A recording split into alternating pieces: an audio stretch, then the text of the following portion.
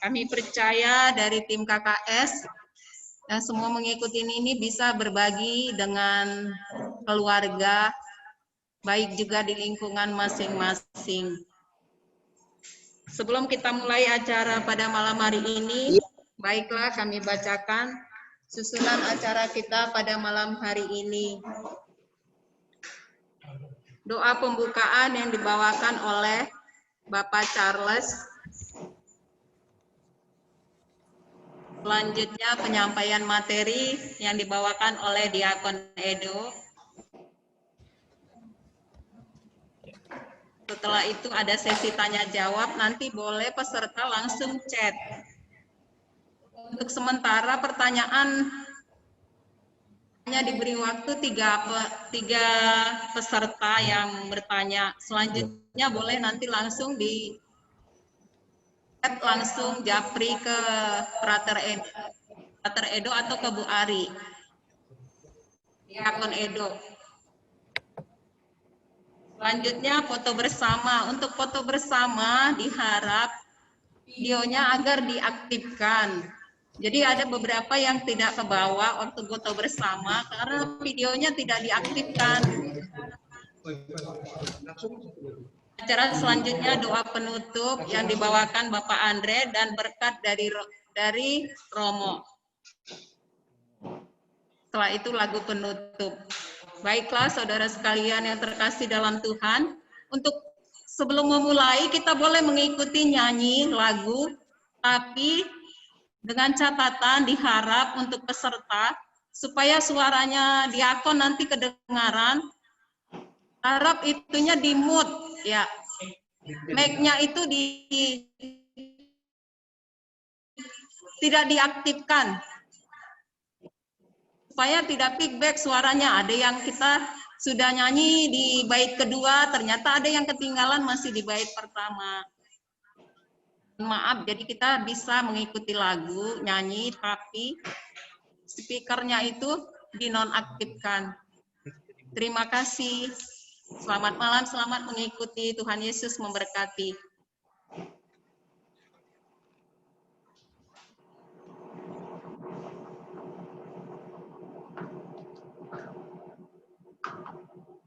Maaf, Diakon, kita lagu pembukaan. Ya? Oke. Diawali di sini ya. Bapak Ibu, teman-teman terkasih, orang muda, siapapun yang hari ini bersama-sama mau merenungkan sabda Tuhan lebih dalam, kita akan memulai dengan menyanyikan doa kutipan kitab suci yang kita refleksikan sebagai lagu pembukaan kita, yakni bahasa cinta. Kita nyanyikan bersama, masing-masing di rumah boleh, tidak usah dinyalakan mic-nya supaya tidak bercampur-campur. Biar gede nih.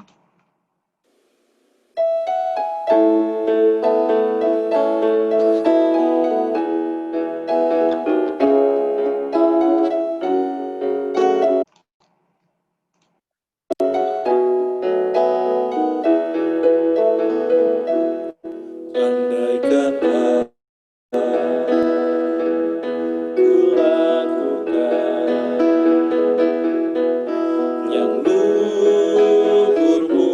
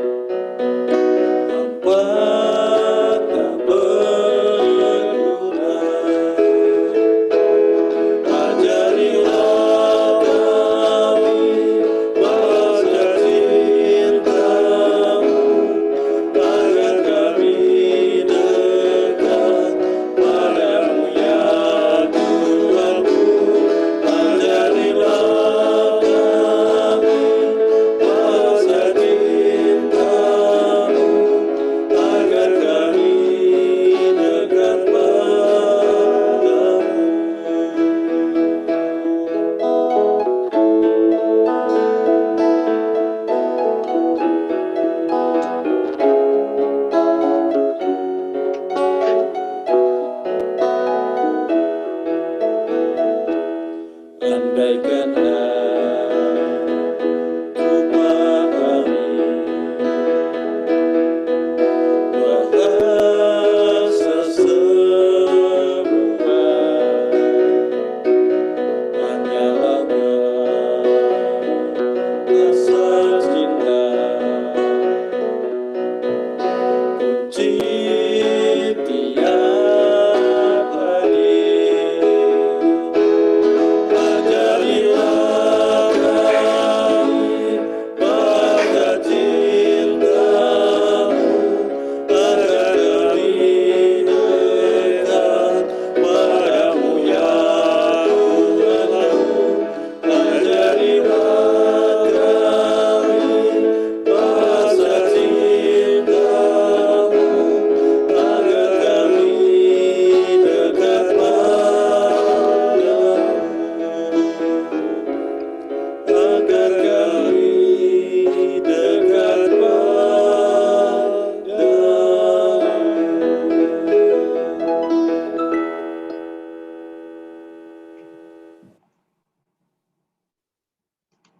Udah matiin.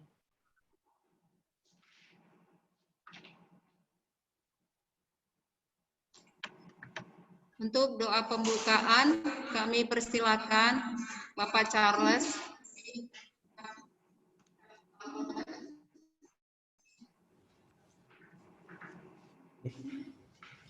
Baik Bapak Ibu semuanya,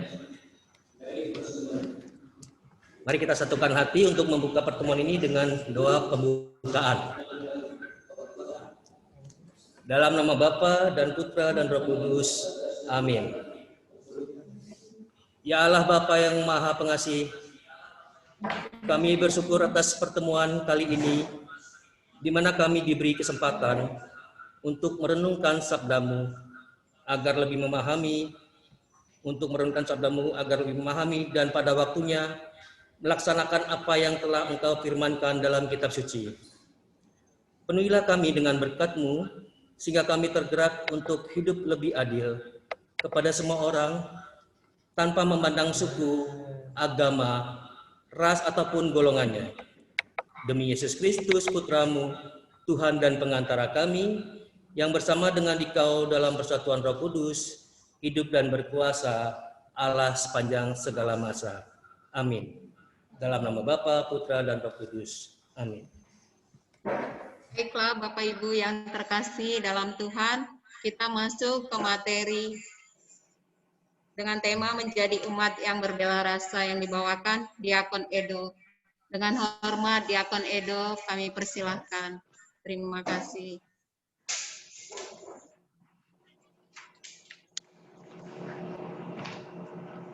Bacaan dari Injil Markus pasal 2 ayat 1 sampai 12. Kemudian sesudah lewat beberapa hari, waktu Yesus datang lagi ke Kapernaum, tersiarlah kabar bahwa ia ada di rumah. Maka datanglah orang-orang berkerumun sehingga tidak ada lagi tempat, bahkan di muka pintu pun tidak. Sementara ia memberitakan firman kepada mereka, ada orang-orang datang membawa kepadanya seorang lumpuh digotong oleh 4 orang. Tetapi mereka tidak dapat membawanya kepadanya karena orang banyak itu. Lalu mereka membuka atap yang di atasnya. Sesudah terbuka, mereka menurunkan tilam tepat orang lumpuh itu terbaring. Ketika Yesus melihat iman mereka, berkatalah ia kepada orang lumpuh itu, "Hai anakku, dosamu sudah diampuni." Tetapi di situ ada juga duduk beberapa ahli Taurat. Mereka berpikir dalam hatinya, mengapa orang ini berkata begitu? Ia menghujat Allah. Siapa yang dapat mengampuni dosa selain daripada Allah sendiri? Tetapi Yesus segera mengetahui dalam hatinya bahwa mereka berpikir demikian. Lalu ia berkata kepada mereka, "Mengapa kamu berpikir begitu dalam hatimu? Manakah lebih mudah mengatakan kepada orang lumpuh ini, dosamu sudah diampuni, atau mengatakan, bangunlah, angkatlah tilangmu, dan berjalan. Tetapi, supaya kamu tahu bahwa di dunia ini anak manusia berkuasa mengampuni dosa. Berkatalah ia kepada orang lumpuh itu, kepadamu kukatakan, bangunlah, angkatlah tempat tidurmu, dan pulanglah ke rumahmu. Dan orang itu pun bangun, segera mengangkat tempat tidurnya, dan pergi keluar di hadapan orang-orang itu, sehingga mereka semua takjub, lalu memuliakan Allah katanya, yang begini belum pernah kita lihat. Demikianlah sabda Tuhan. Terpujilah Kristus. Bapak, Ibu, saudara-saudaraku yang terkasih dalam Yesus Kristus, Shalom, selamat malam. Nah, setelah kita tadi mendengarkan dan merenungkan dan meresapi Injil Tuhan Yesus, hari ini kita akan mulai dengan Nang Ning Nung, yang artinya tenang, hening, dan renung. Saudara-saudaraku, kita akan mendalami pokok ini dengan perlahan-lahan dari ayat ke ayat supaya juga bisa membantu memperdalam kisah yang sangat makna ini, syarat akan makna ini. Pertama, Yesus dikatakan datang ke Kapernaum.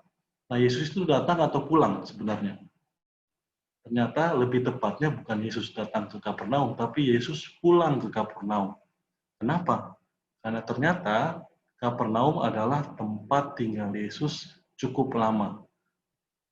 Kapernaum itu disebut kota Yesus. Nah, bisa dilihat di Matius 4:13, dia dikatakan, ia meninggalkan Nazaret dan diam di Kapernaum, di tepi Danau Galilea, daerah Sebulon dan Naftali. Nah, itu kira-kira dia mulai tinggal di daerah itu ketika mulai berkarya, ketika pasca puasa 40 hari 40 malam di padang gurun, memulai karya dan puatan Injil, memilih para murid di tepi Danau Galilea, nah, Yohanes, Petrus itu semua dilakukan awalnya di Kapernaum. Nah, kita lihat ya, kalau jalan-jalan nanti Bapak Ibu ke Tanah Suci, saya juga belum sih, tapi tulisannya ada di depan pintu gerbang. Kapernaum, the town of Jesus, atau Kapernaum adalah kotanya Tuhan Yesus. Nah, jadi di kota ini adalah rumahnya Tuhan Yesus juga. Kita lihat lebih jelas nih, di Google Map dikatakan, Kapernaum itu letaknya di pojok atas sana, di sana ini, sementara Nazaret di sini, agak di bawah. Jalan kaki katanya sekitar 8 jam, 9 jam. Jaraknya cukup jauh, 40-an kilometer. Kapernaum persis di sebelah Danau Galilea, misalkan situ. Nah, dari kisah ini mau disampaikan makna apa? Yang pertama adalah Yesus membuat mujizat dan melakukan bela rasa di rumah. Di kota di kota tempat tinggalnya. Artinya, saudara-saudaraku, semua yang baik, semua yang penuh kasih, perlu dimulai dari rumah kita. Itu poin pertama dari Injil. Kita masuk. Pasal 2, dikatakan, datanglah orang-orang berkerumun sehingga tidak ada lagi tempat, bahkan di muka pintu pun tidak. Nah, di sini katakan orang datang untuk mendengarkan Yesus dengan kepentingannya masing-masing. Sehingga kadang membuat orang lain yang membutuhkan sulit untuk masuk bertemu dengan Yesus. Karena kita penuh sesak di depan pintu. Nah, poinnya di sini adalah gereja ataupun siapapun yang menawarkan sesuatu untuk lebih dekat dengan Yesus harus terbuka bagi siapapun, terutama bagi orang yang menderita. Hari ini kita juga refleksikan tentang Yesus pulang sebagai orang kebanggaan. Semua orang datang untuk mendengarkan ajarannya, menyaksikan mujizatnya, mendapatkan penyembuhan dari dirinya, tapi semuanya motivasinya masih egois. Mau datang dengan kepentingannya masing-masing. Nah, orang Farisi ada lagi, hadir untuk mencari-cari kesalahan Yesus, perkataan Yesus yang bisa menjadi landasan untuk menjatuhkan dia. Nah, itu dia. Jadi orang datang ke rumah itu dalam kisah yang tadi kita dengar dengan berbagai macam motivasi. Nah, seringkali kita begitu, datang ke gereja dengan berbagai motivasi juga. Kita berdoa juga dengan berbagai motivasi. Nah, kita termasuk yang kayak seperti apa? Nah, selanjutnya, dari sekian orang yang egois, dikisahkan ada 4 orang yang inisiatif mengantar orang yang menderita pada Yesus. Mereka 4 orang ini memikul atau memanggul atau membawa dengan di atas talam itu orang yang sakit lumpuh. Mereka mengantar dengan tulus ikhlas. Mereka percaya bahwa Yesus bisa melakukan sesuatu untuk orang yang mereka kasihani ini. Jadi orang-orang itu adalah orang-orang yang percaya yang melakukan sesuatu untuk orang lain, terutama orang-orang yang membutuhkan. Nah, digambarkan tempat itu tadi kan sangat penuh ya. Oleh karena itu, orang-orang yang mengantarkan kepada Yesus, itu harus mencari cara-cara yang kreatif untuk membuat orang tuh sampai kepada berjumpa dengan Yesus. Itulah setiap orang beriman dituntun dan dituntut untuk belajar mengantar orang masuk berjumpa dengan Yesus melalui kehadiran diri kita. Jangan sampai kita justru sebagai penghalang tadi seperti orang-orang yang di depan pintu membuat orang nggak bisa masuk. Nah, selanjutnya Bapak Ibu, kita semua bertugas mengantar orang supaya sampai kepada Yesus, sehingga Yesus yang menyembuhkan, bukan kita. Bukan karena hebat kita. Sehingga kalau kita belajar bela rasa, cinta kasih, itu bukan perbuatan dan kehebatan manusiawi kita. Tapi kita adalah sarana Tuhan untuk membuat orang itu merasa bahwa dia tetap dicintai oleh penciptanya. Dia dicintai oleh Tuhan yang diimaninya. Itu peran kita. Bukan sebagai tujuan, tetapi sebagai sarana orang lain berjumpa dengan Tuhan. Coba kita bayangkan lebih dalam ya. Semoga ini kelihatan ya. Gambarannya orang penuh.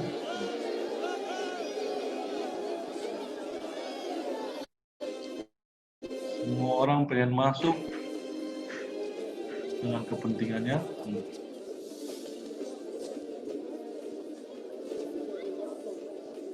Disimak saja ya, kalau agak loading tidak apa-apa. Diresapi perlahan-lahan bagian demi bagian. How shall we picture the kingdom of God? It is like a mustard seed, which a man took and sowed in his field. The smallest seed in the world. Yet, when planted, orang lumpuh tidak bisa masuk karena banyak orang. 4 orang ini cari cara kreatif.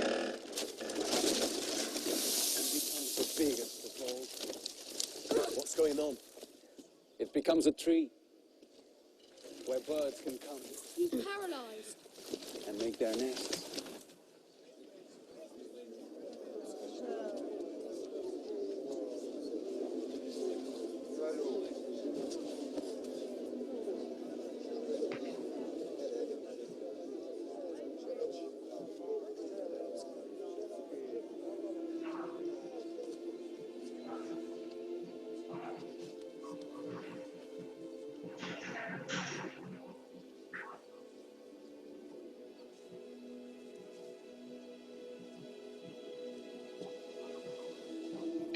Your sins are forgiven, my son.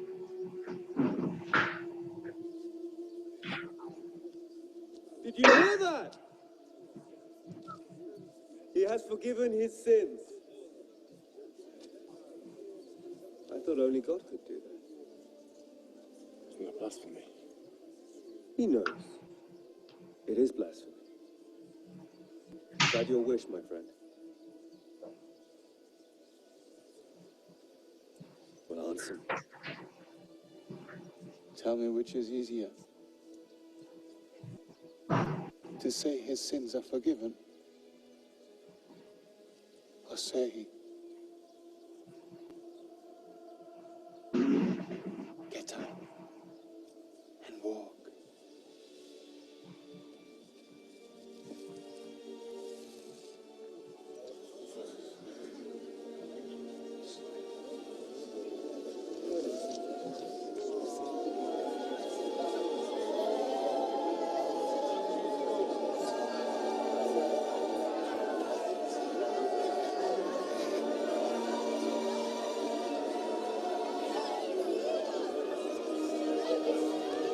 Wait.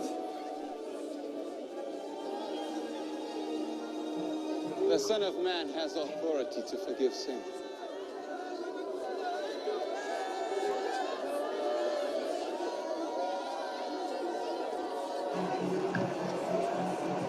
Menarik ya saudara-saudaraku yang terkasih, Yesus memang penyembuh dan penyelamat kita semua. Tapi sebagai orang beriman, tugas kita itu satu, mengantarkan orang untuk sampai kepada Yesus. Terutama orang-orang yang sakit, miskin, tersisih, dan menderita.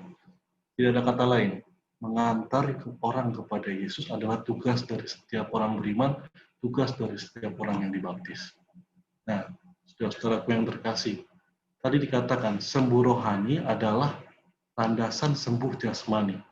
Dikatakan dalam pasal 5, hai anakku, dosamu sudah diampuni. Seringkali orang itu sakit rohani, yang membuatnya sakit jasmani juga. Oleh karena itu yang kita butuhkan seringkali dalam banyak pengalaman, penyembuhan rohani dulu, sehingga jasmaninya ikut tersembuhkan. Itu kuncinya. Sehingga kalau kita sebut dengan bela rasa, kalau kita hari ini mau merenungkan apa itu bela rasa, kita tidak mau mengatakan kita memberi segala sesuatu untuk orang lain.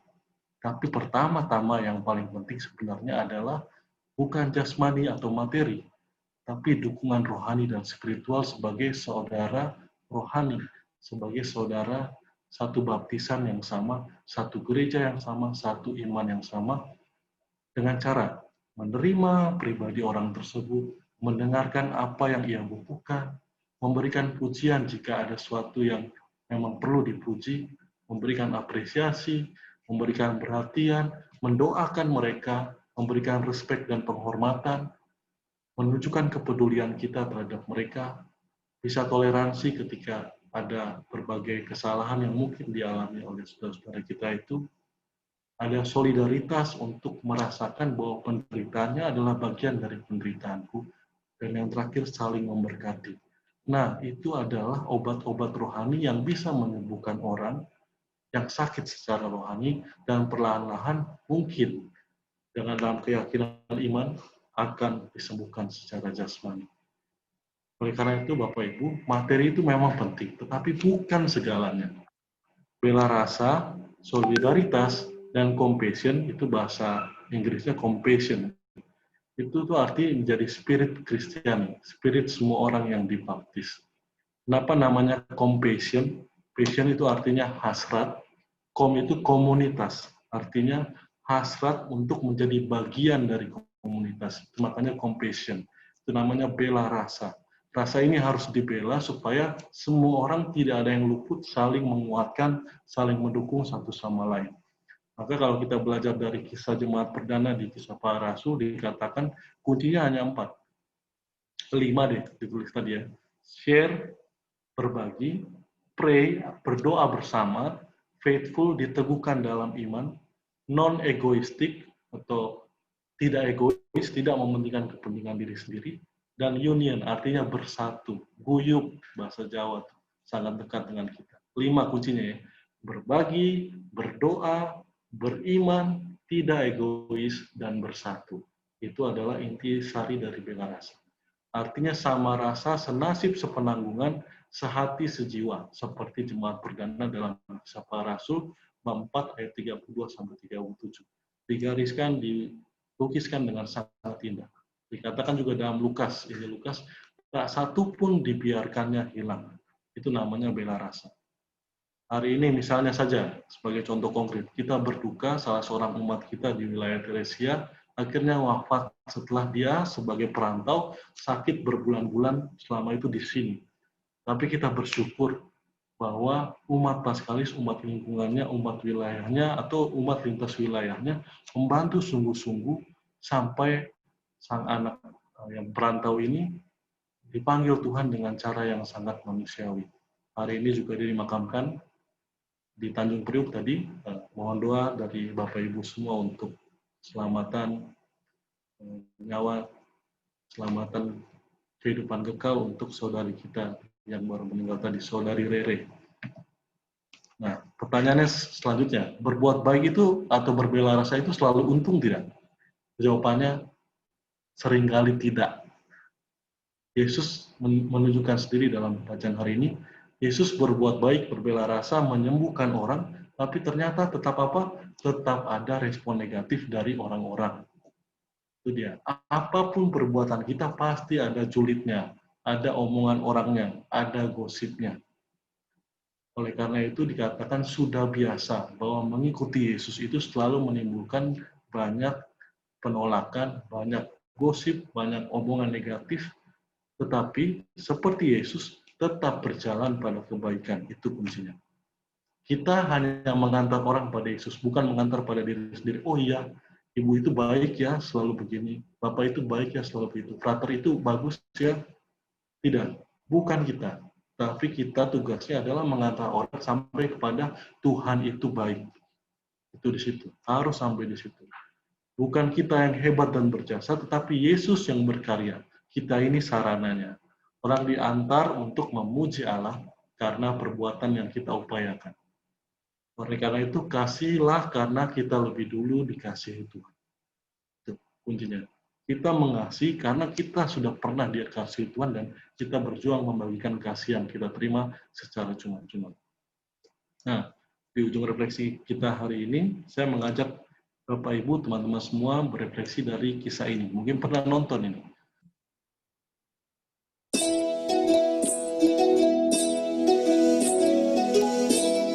Orang anak main-main. Ferfaduri maru fali ujire, khatmaduru maru fali ujire, pagmandu te maru fali ujire.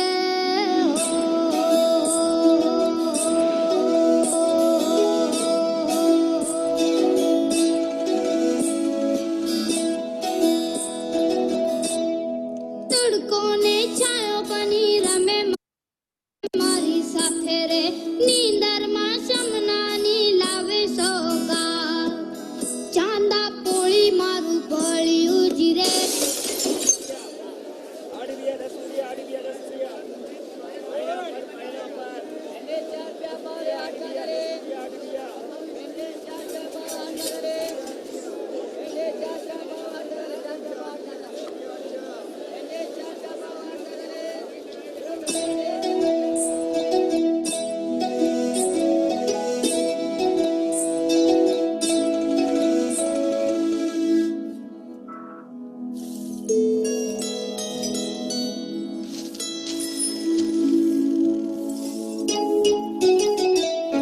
ચાંદા પોળી મારું ભળ્યું જીરે ઘીમાં પોળી મારું ભળ્યું જીરે ખટમાં દૂરું મારું ભળ્યું જીરે ફેરફાદુડી મારું ભળ્યું જીરે ના ના ના ના ના ના ના ના ના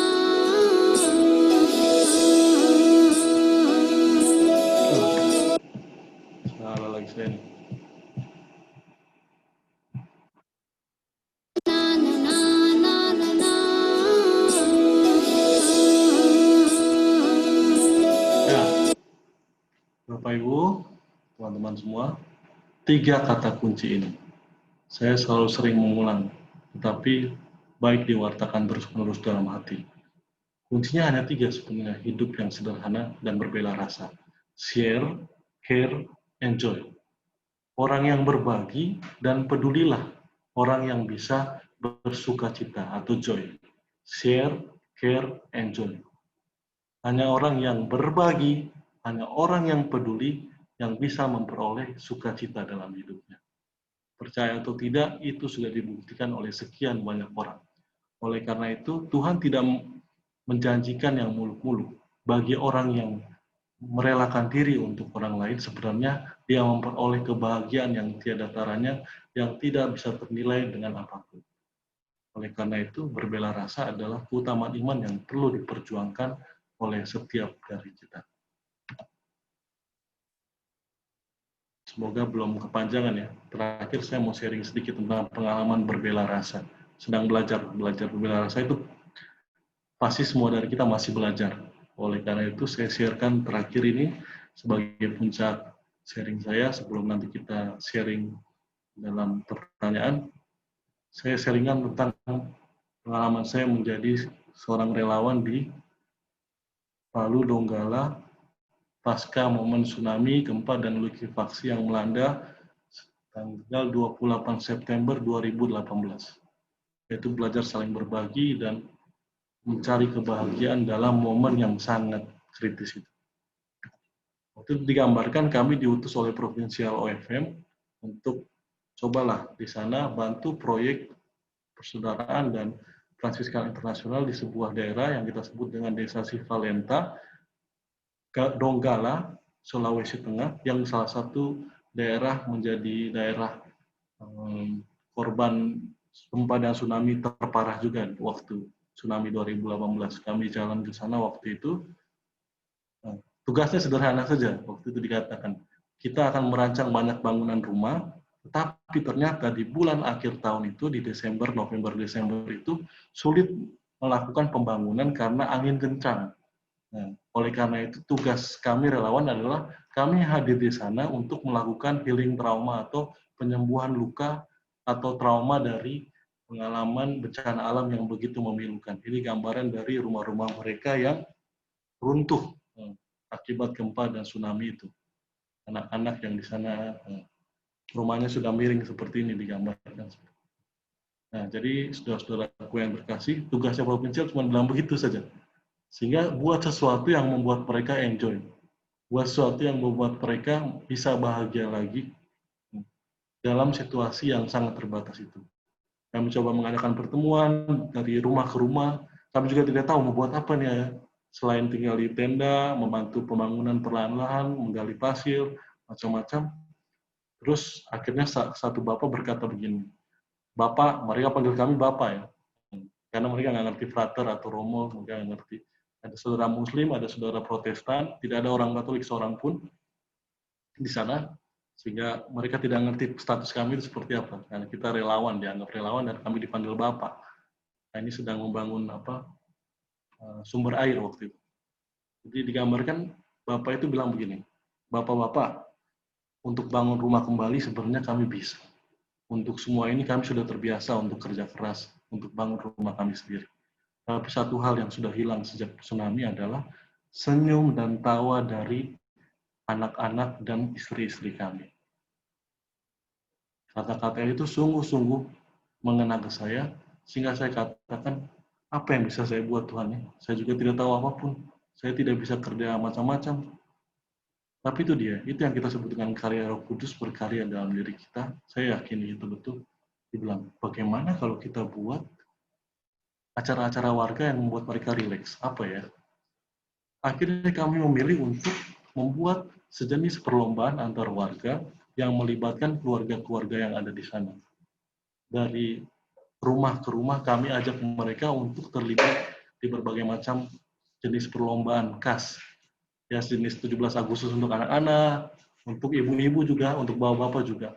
Dan yang paling mereka senangi ternyata adalah lomba joget atau lomba goyang ini. Kebetulan memang hanya itu yang kami bisa saja. Tapi ternyata itu sangat menyenangkan mereka. Dan mereka merasa bahwa mereka menemukan hidup mereka bergairah kembali ketika mereka mulai kami ajari poco-poco, kami ajari goyang Kemu famire, putar kiri, putar kanan, goyang tobelo. Mereka senang sekali dan hampir setiap malam bilang, Pak, tolong Pak, ajari kami goyang lagi. Itu saja, hal yang kecil tapi ternyata itu sangat menumbuhkan mereka sebagai manusia. Kita tidak pernah bayangkan, tapi ternyata itulah yang paling dia butuhkan. Goyang dulu deh.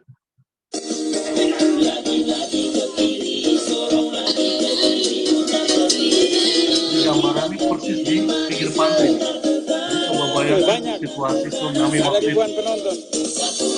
Mereka persis di pinggir pantai, ini tenda dapur umum ya.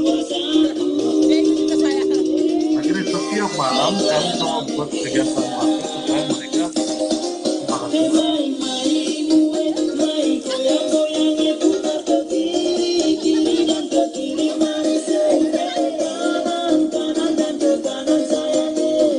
Goyangin, nanti goyang di rumah itu.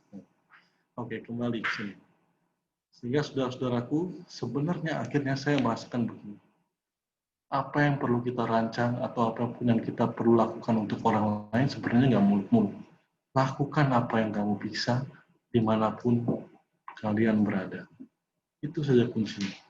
Dan semua respon baik, semua niat baik itu akan mendapatkan kelengkapan dari Roh Kudus sendiri, bukan kita. Ini momen kami berpisah ya. Berpisah, mereka buat perpisahan satu kampung. Dan mereka menangis, dan yang paling menangis kejar adalah bapak-bapak. Waktu itu saya ingat betul, mereka menangis bahwa, wah siapa lagi yang buat istri kami, anak-anak kami itu bisa tertawa lagi. Tapi tidak apa-apa. Waktu itu mereka menunjukkan bahwa mereka sangat mengasihi kami juga yang mungkin hanya datang 1 bulan sekian. Tapi mau mengatakan bahwa perbuatan apapun yang kecil mungkin kelihatannya, tapi kita lakukan dengan hati yang tulus, itu akan menyentuh banyak orang. Dan itu bukan urusan kita, itu urusan Tuhan. Itu urusan Tuhan melengkapi apa niat baik kita. Itulah intisari bela rasa. Oleh karena itu kesimpulannya hari ini, kasih bela rasa dimulai di rumah, seperti Yesus dimulai di Kapernaum. Selanjutnya, dimulai dari hal biasa dengan hati yang luar biasa. Itu kata-kata dari Bunda Teresa Calcutta. Dimulai dari hal yang biasa, tapi dengan hati yang luar biasa. Banyak tantangan dan halangan, seperti Yesus juga. Seperti 4 orang yang bingung masukin orang lumpuhnya gimana. Tapi jadilah kreatif. Kita menghantar orang untuk berjumpa Tuhan, bukan berjumpa dengan kehebatan diri kita. Bukan. Tuhan menyembuhkan, kita menjadi sarananya. Nah, selanjutnya respon negatif selalu ada, tetapi setialah bertahan. Itulah mentalitas atau semangat kemuridan Yesus. Terakhir, we are following him. I will follow him. Kita mengikuti Kristus. Oleh karena itu, kita berjuang bersamanya, menghadirkan Kristus melalui apa yang kita bisa kita lakukan untuk orang lain. Tuhan memberkati kita semua. Amin.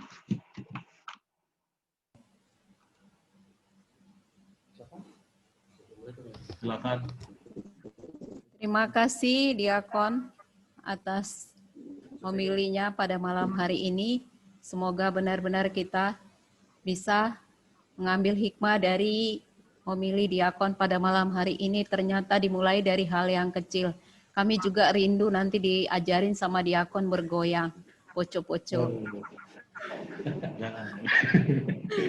Baiklah Bapak Ibu yang terkasih, kami beri waktu untuk pertanyaan dari peserta. Yang bisa nanti selanjutnya juga yang lain mungkin bisa dijapri langsung nanti ke Diakon dan ke Ibu Ari. Terima kasih, kami persilakan.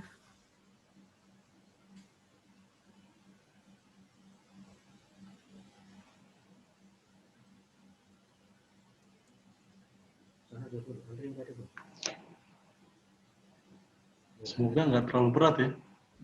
Bisa diakses kan? Bisa dipaham ya?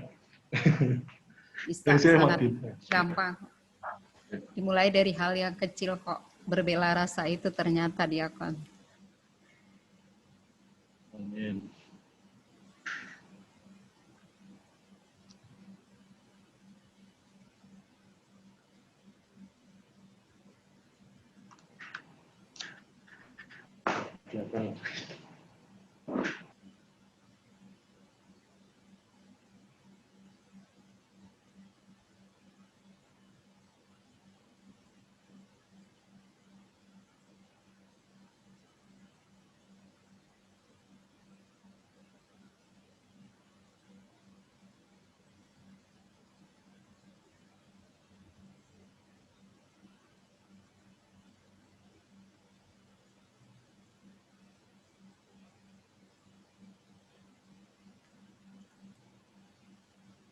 Ini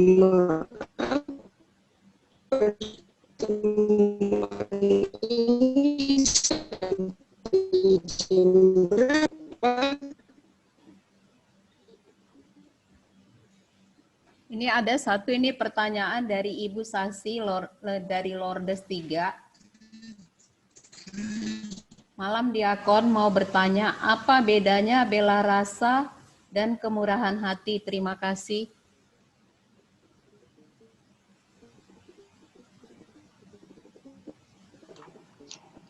Langsung dijawab ya. Oke, Ibu siapa tadi yang bertanya namanya? Ibu Ibu Sasi. Sesi, Ibu Sasi dari Ibu Lordes 3. Iya, Ibu Diakon. ya. Oke, Ibu Sasi.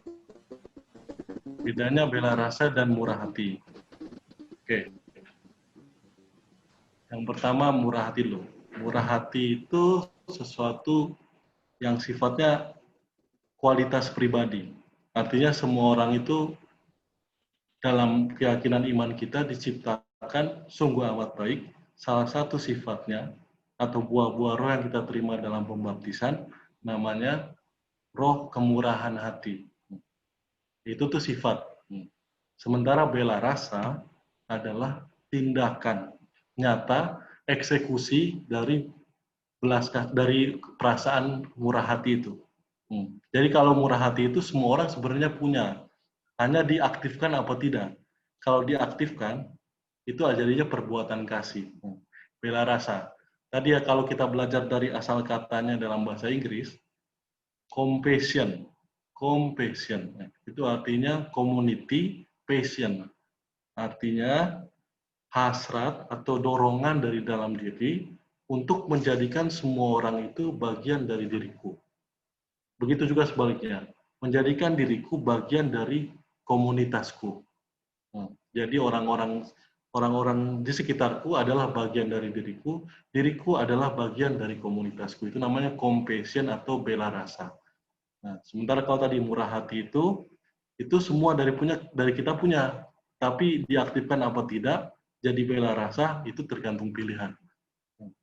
Dan dilatih apa enggak? Kalau murah hati yang dilatih, itu jadinya bela rasa. Kalau murah hati yang dipendam, jadinya nyesek. Jadinya sesuatu yang tidak berbuah. Jadi kebaikan itu harus berbuah. Kalau kebaikan itu hanya ditanam seperti kisah di Injil itu makanya. Talenta itu, semua kan dikasih. Ada yang 1, ada yang 3, ada yang 2, ada yang 5. Nah, kalau dikasih 1, terus ditanam, nah berarti dia nggak akan berbuah. Nah, kurang lebih gambarnya seperti itu. Semua dari kita ditanamkan memiliki kemurahan hati. Seperti Allah yang menciptakan kita sendiri, karena kita kan cipta Allah. Tapi kalau kita mengembangkannya, maka itu berubah menjadi bela rasa yang konkret dan nyata. Kurang lebih seperti itu.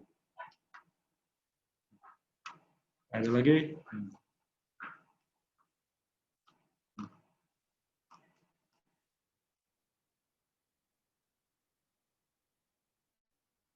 Kayaknya belum nyala. Belum nyala itu Ibu. Mic-nya. Terima kasih Diakon. Semoga dengan jawaban Diakon Bu Sasi bisa dengan ini menanggapinya puas.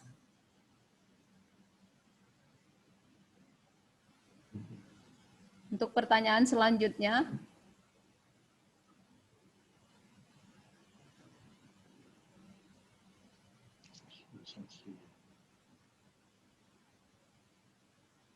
Waduh.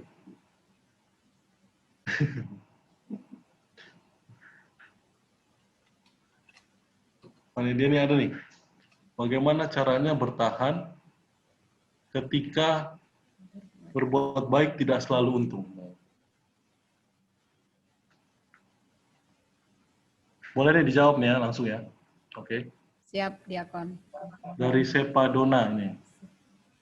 Bagaimana caranya bertahan ketika berbuat baik tidak selalu untung? Pertanyaannya jadi saya balik.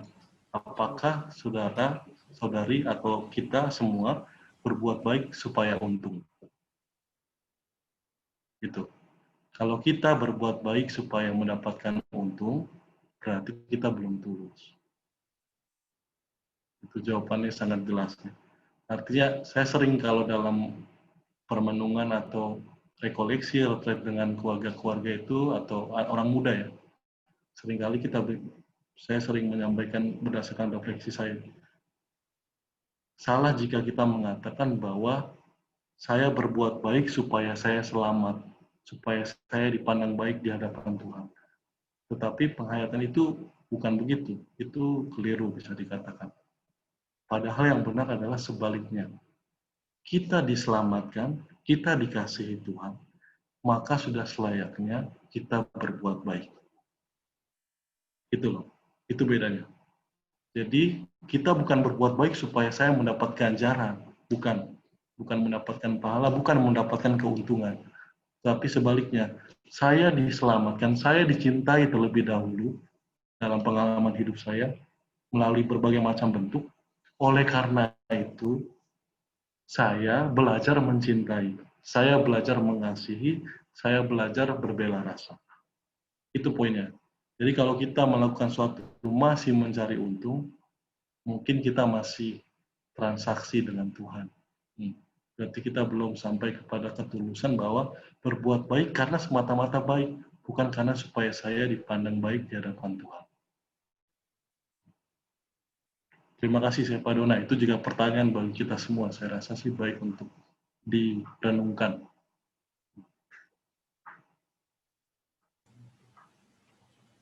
Ada lagi? Belum ada lagi. Terima kasih Romo. Diakon jadi Romo.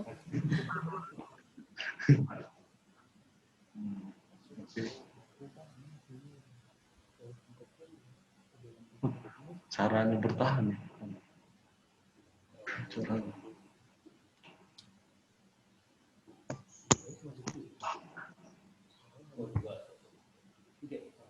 Halo.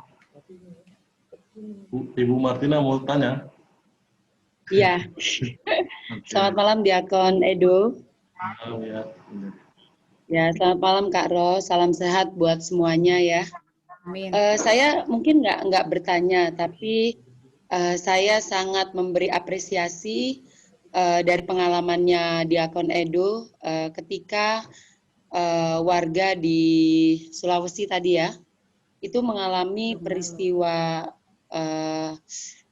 peristiwa musibah lah katakanlah ya, sehingga memang berbela rasa itu yang paling dibutuhkan adalah kehadiran ya. Jadi sungguh-sungguh bahwa dari orang-orang yang diutus untuk hadir di sana ini memang memberikan sebuah kebutuhan, sesuatu hal yang memang mereka butuhkan gitu ya.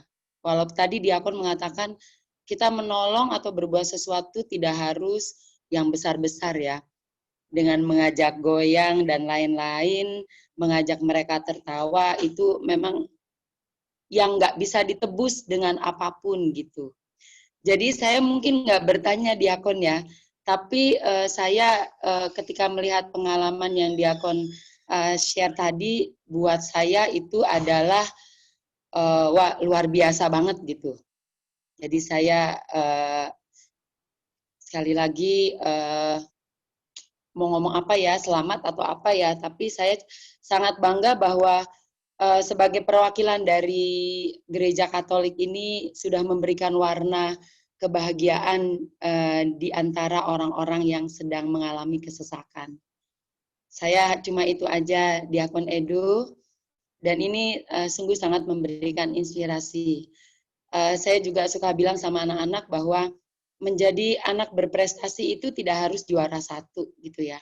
Ketika mereka bisa memberikan hal yang baik sekecil apapun, itu juga sebuah prestasi. Sama juga ketika orang dalam situasi berbela rasa ini, saya setuju ketika Diakon Edo mengatakan tidak harus mahal ya. Kita hadir saja dengan senyuman, memberikan semangat, itu juga sesuatu yang menurut saya nilainya nggak bisa dihargai dengan apapun. Saya kira itu saja Diakon Edo. Terima kasih atas sharingnya, dan ini memberikan inspirasi tersendiri di dalam masa COVID saat ini, di mana orang membutuhkan banyak berbela rasa dari kita yang katakanlah puji Tuhan kita selalu sehat. Itu saja. Terima kasih Kak Ros, Diakon Edo dan semuanya. Terima kasih. Terima kasih Bu Martina.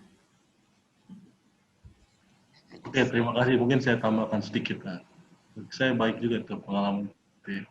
Saya waktu itu di sana itu relawan banyak sekali. Tapi hampir semua mentalitasnya adalah datang sebagai orang kaya yang memberikan kepada orang miskin. Itu hadirnya bantuan banyak sekali datang ke sana, tetapi mereka datang, foto-foto, habis itu pulang. Itu banyak sekali mentalitas kita tuh seperti itu. Waktu itu memang kami juga tidak banyak bawa hal ya, tapi kami hadir konsisten, tidak pernah kosong. Waktu itu kita selalu hadir, sehingga kita menemukan puluhan relawan lain yang memang begitu. Datang dengan mentalitas, saya memberi, saya dipotret, saya mendapatkan respect, saya upload ke sosial media, tapi setelah itu, ya sudah. Tidak. Itu baru sekedar karitas atau baru sekedar melakukan perbuatan baik, tetapi bela rasa tuh harus lebih dalam daripada itu. Dia tuh menukik supaya kita tuh menjadi bagian dari mereka. Bukan sekedar memberi sebagai orang luar. Itu bedanya. Itu juga tadi menyangkut pertanyaan pertama jadinya. Bedanya murah hati itu baru sekedar memberi aku ke kamu gitu.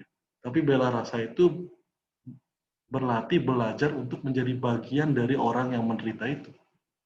Susah memang, tapi tadi kan kalau kita belajar dari pengalaman umat pasca SD, saya rasa salah satu yang hebat juga. Merawat salah seorang perantau ini. Dia sampai wafat di paroki ini dengan penyakitnya, tapi dirawat oleh umat-umat yang tidak punya hubungan darah dengan dia. Itu tuh suatu hal yang perlu kita syukuri dan kita yakini iman masih berada, masih hidup, Roh Kudus masih berkarya di paroki ini, melalui saudara-saudara kita ini. Dan semoga itu juga bisa hidup di tempat-tempat lain di wilayah dan lingkungan kita. Terima kasih.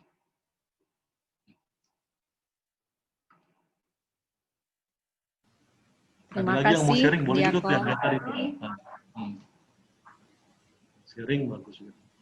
Bapak Ibu ada yang mau sharing lagi atau yang mau bertanya? Ini ada nih dari Daniel. Halo Dari Diakon Daniel. Edo, selamat malam. Pertanyaan saya, ketika kita berbela rasa yang maksudnya baik, peduli kepada suatu komunitas, tapi tindakan kita itu disalahartikan atau disalahpahami oleh mereka, atau dinilai tidak baik. Lalu sebaiknya bagaimana sikap kita? Terima kasih Diakon Edo. Jadi perbuatan baik itu sering disalahartikan. Gimana itu Diakon? Terima kasih, kami persilahkan. Mas Daniel atau Pak Daniel nih? Pak Daniel. Pak Daniel. Oke. Disalahpahami itu biasa.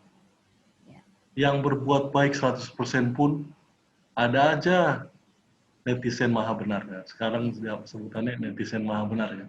Selalu ada komentar buruk bahkan dalam sebuah perbuatan yang kelihatannya sangat baik.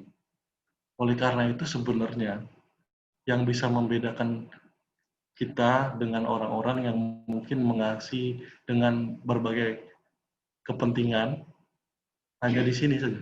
Nggak kelihatan ya di sini ya, di hati. Yang membedakan seseorang dari yang lain ketika berbuat baik tuh nggak bisa dilihat orang, yaitu niatnya. Niatnya, bukan besarnya. Oleh karena itu misalnya kisah tentang banyak orang-orang hebat, mungkin orang-orang kaya secara besar mereka menyumbang macam-macam ke panti asuhan, ke rumah jompo, kemana-mana secara nominal besar. Tapi apakah benar-benar untuk tulus atau sebagai gaya hidup bahwa orang kaya itu memang pasti menyumbang supaya dia punya status sosial juga baik, dipandang sebagai orang yang dermawan. Kalau dia sungguh-sungguh menyumbang dari hati ya bagus. Tetapi banyak juga yang itu menjadikan itu sebagai sekedar gaya hidup yang kelihatan luarnya saja. Nah, tadi ya, sehingga kalau disalahartikan ternyata Yesus juga selalu begitu. Bukan kita saja. Ini tadi aja barusan. Yesus sembuhkan. Tapi tetap aja ada yang julid, ada yang gosip, ada yang omongan negatif. Loh, kok disembuhin?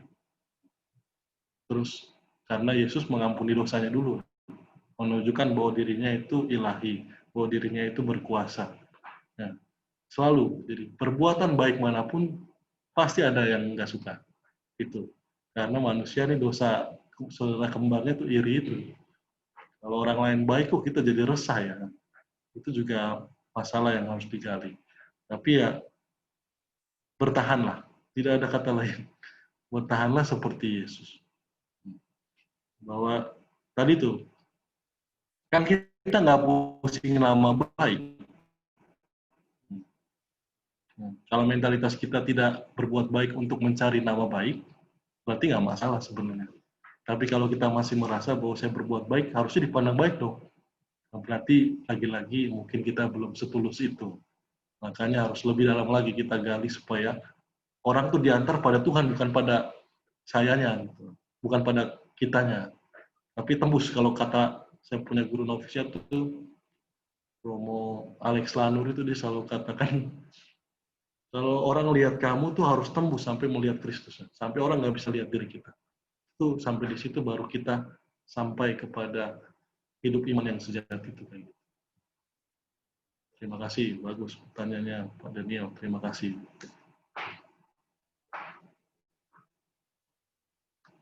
Ada lagi yang mau bertanya atau sharing? Mungkin waktunya udah ini ya, Diakon.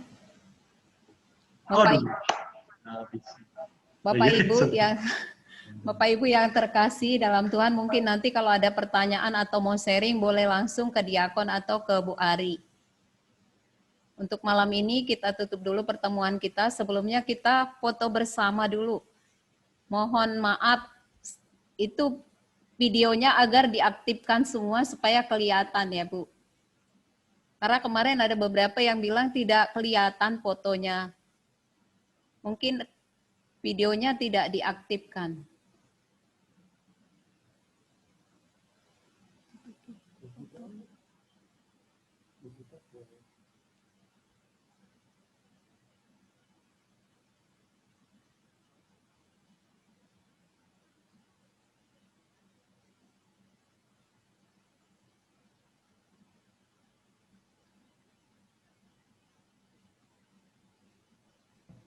Baik, Bapak Ibu, saya foto sebentar ya. Siap-siap, diaktifkan semua. 1, 2, 3. Oke, kayaknya perlu diulang nih. Nggak ada yang senyum nih. Oke ya, ulang ya. 1, 2, 3.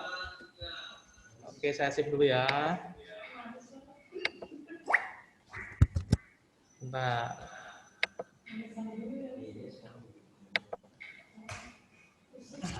oke, Harika. Oke, untuk berikutnya urutannya Romo Jimmy nih kayaknya. Bu Hen nih. Oke, Romo Jimmy, Bu Hen, Pak Margiono kok belum diaktifkan ya Pak ya? Pak Margiono mohon diaktifkan. Oke, wah kayaknya nggak ditepati. Kita take, mulai senyum semuanya. 1, 2, 3.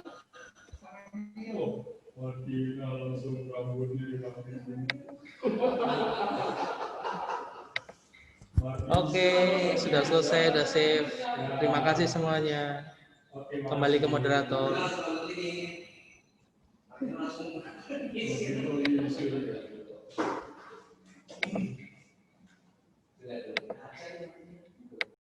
Terima kasih sudah Pak Suki. Pak Lukito sudah.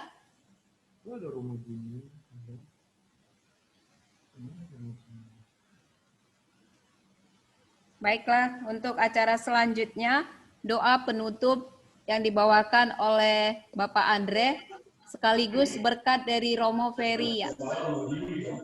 Terima kasih.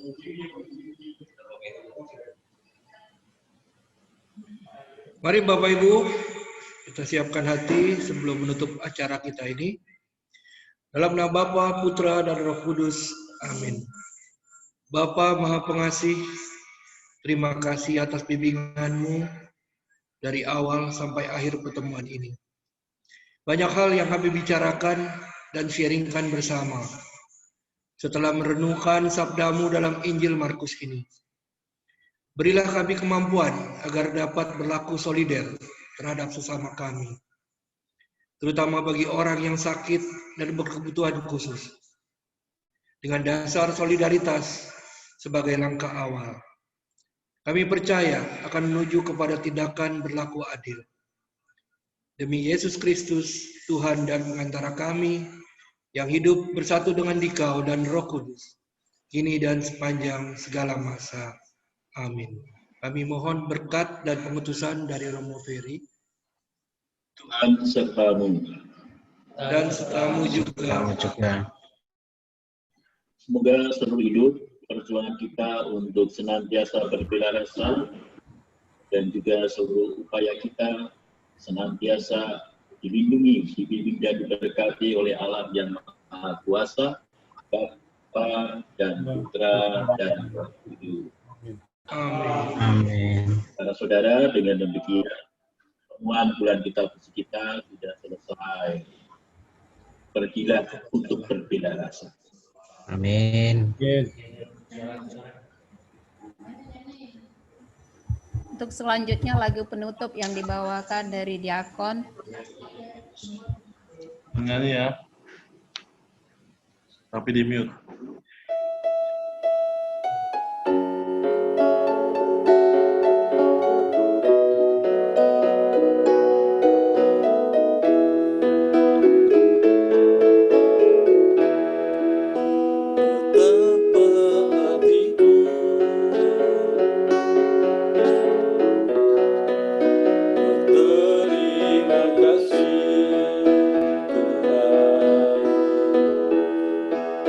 Kau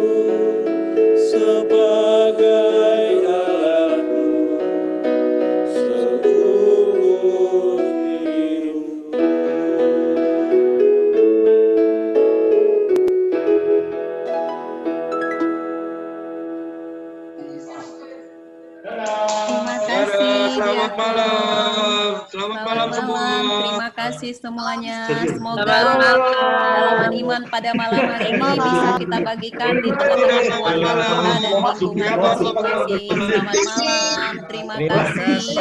Tuhan Yesus memberkati. Pak Janu. Semua.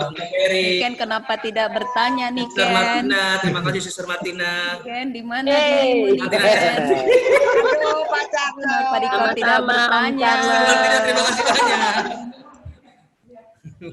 Pak Hudi kenapa tidak bertanya Pak Hudi? Itu Charles kepalanya kenapa Kak? Pak Hudi Geleng-geleng. kenapa nggak bertanya? Oh iya, Pak Hudi ini menyimpan Udah pertanyaan diwakilin. yang banyak ini. Lordes sudah banyak yang tanya. Semua Edo, dari ayo Lordes. foto-foto lagi Udah dong. nggak bisa bertanya. Pak Hudi lagi lockdown. Pertanyaannya dibatasi sih. Oh gitu. Semua yang tanya dari Lordes. Oh iya, hidup Lordes. Habis pertanyaan udah ditutup, gak jadi deh. Oh Japri aja Japri ya. Japri ke Diakon. Oke. Bu Lucy dari tadi mau bertanya kok nggak jadi Bu Lucy. Iya, ada Diken juga. Sini mau bertanya kenapa? Diakon enak loh, Diakon ada logo 2 itu bisa itu. Kenapa nggak bertanya Bu Lucy? Bye. Malu-malu. Terima kasih, selamat malam, sampai jumpa ya. Semangat, tetap semangat, sehat selalu. Tuhan Yesus. Bapak Ibu, ada tambahan pengumuman untuk pertemuan berikutnya pada hari Selasa, tanggal 29 September, pukul 19 untuk registrasi, dimulai nanti acaranya pukul 19.30. Untuk keterangan lebih lanjut nanti akan di WA di grup ya Bu. Terima kasih, Tuhan berkati. Malam Romo, malam Pak Udi. Malam semua. Malam Romo. Semuanya. Malam Romo. Diken makan dulu Diken nih. Malam juga. Selamat malam juga. Waduh Diken, waduh Diken. Terima kasih ya Diakon ya. Sama-sama, Sister.